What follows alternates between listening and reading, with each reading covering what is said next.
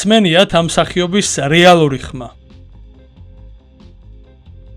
ამ ფილმში ისე შენს მასწავლებლებს ალბათ ამგვარი არაფერი აქვს წაკითხული.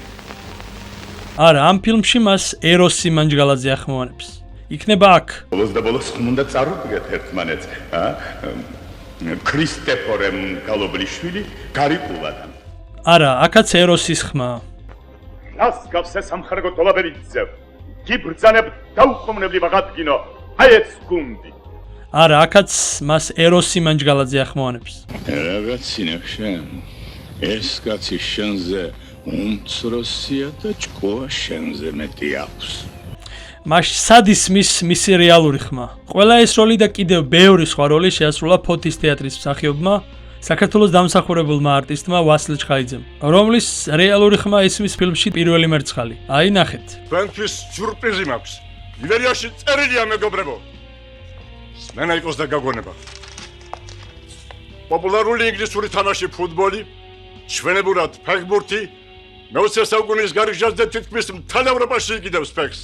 ამ მოვლენას არც ქართველები ჩამორჩენ. ქალაქ ფოთში შეიქმნა ფეხბურთის მოთამაშეთა გუნდი.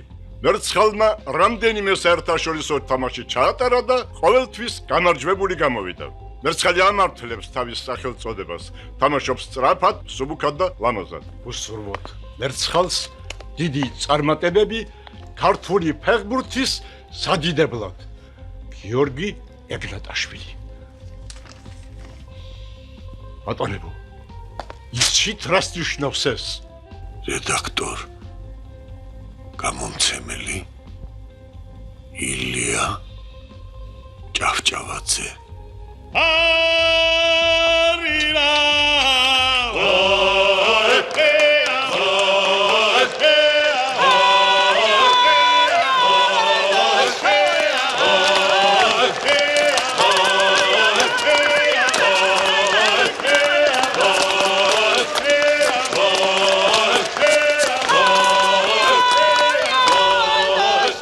ეტი მსგავსი ვიდეოსთვის გამოიწერეთ ჩვენი არხი და დალაიქეთ ეს ვიდეო.